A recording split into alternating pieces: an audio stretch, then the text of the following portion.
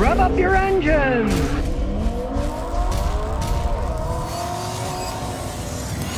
Roy says, Scotty, I got an '07 Honda Civic LX Coupe. Has 114,000 miles, automatic, no codes. I bought it from a dealer as a daily driver, one owner. Has a rough idle when the heat or air is on. I'm suspecting the idle air control valve is dirty. Your thoughts? Yeah, definitely. Take it apart and clean it. You want to pray that's what it is. Because if it's the compressor starting to go out, the AC compressor will make it idle right when you turn it on if it's straining the engine too much. It's only supposed to take a certain amount of strain. And as they age, they're just like people. They get kind of tough and cranky and grumpy and rumbly, and when they do, they don't idle as well. Listen to an old man get up in the morning. I remember my old man getting up and having going to work. He'd mumble and groan. Compressors can do the same thing. RoboL says, Scotty, I know you don't like GM, but I'm enamored of an '08 Cadillac STS with 85,000 miles for $6,000 I'd lightly use. Any weak points? I intend to find a mechanic to check it out. Well, definitely have a mechanic check it out in the first place, but I'd say check out your own brain. Go to a psychiatrist. Those STSs are just rolling piles of crap as they age. I had a neighbor who had one. He was a corporate lawyer, and even he said, this thing's driving me nuts. It breaks, costs me too much money. This is a guy that's making $400,000 or $500,000 a year. And he said, on that, and he went out and bought himself an Acura, and he's still driving the Acura. He loves the Acura. So, I mean, it's your money. You can do whatever you want with it, but those things are rolling piles of junk as they age. It's 12 years old. It's got 85,000 miles. Believe me, things are going to start to break on those things, especially those stupid silicone-filled motor mounts that cost a fortune to replace. It's just a poorly designed and poorly built vehicle. Don't throw your money away on that. You want a car that looks nice, you can drive around, get an old Lexus or something. They can run forever. Mariah71 says, how do I make a car not start? I want to dismantle it for my teenage boy.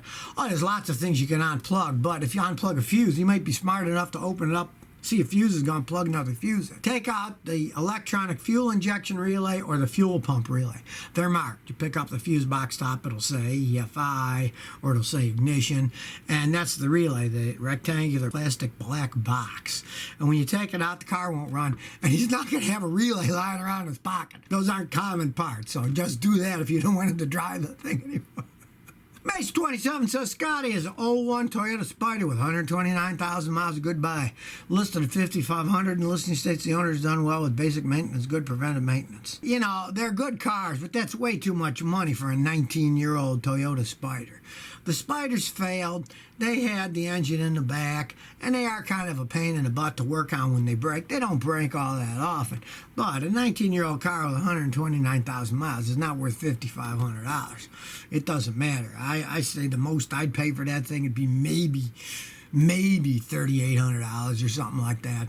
But if it's at a dealership, I don't know who's selling it. If it's at a dealership, they're never going to go down because they're just greedy and they just will sit on it forever until they get what they want for it. But if it's just, you know, one of these open-ended car lots, offer them less money and see what they'll take. Morton B says, Scotty, my aunt wants to buy a 2016 Hyundai Santa Fe Ultimate for $13,000. Any advice? Thank you. Well, I wouldn't buy one unless it was really cheap. Now, it's 4 years old. If she can get a really cheap deal on it, go right ahead if she's not going to drive too many miles. They're not like Toyotas and Hondas. You can't drive them 200,000, 300,000, 400,000 miles. But I mean, customers buy them and get 100,000 miles of relatively trouble-free driving out of those things. If she's happy with that, I would definitely try to pay less because used Hyundai's low resale values, and I wouldn't pay that much. And if she's not going to put that many miles on it, it's cheap enough. But I mean, for that kind of money, Yoda1995 says, what are the best gas stations to fill up? What do you think about Shell? Well, Shell makes good gas, and their high-test gas, as far as I'm concerned, is probably the best high-test gas you can buy in the United States. It's always tons more expensive than the other ones, but it's great gas. But realize this.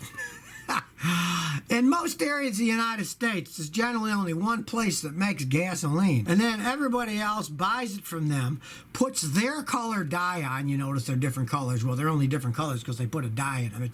They'd be clear otherwise. And add their additives. Since Shell Oil, from what I know, is the largest distiller of gasoline in the world, a lot of times you'll be using Shell gas with whatever additives the other companies add, regardless of where you buy it. So it really doesn't matter in the United States where you buy your gas, as long as you buy it from some crappy old convenience store where there's an old tank that might have water and rust inside it, they're all pretty much the same. You got a car that needs regular gas, just buy the regular gas. You're wasting your money if you buy higher test gas too. They're almost all made in one place, and then they put a different dye and a little bit package additive, so they all work perfectly fine. Benny Tillman, how do I access TSBs for my car? Mine's a 2012 Camry, 130,000 miles. Thanks. Use All Data. It's a data system.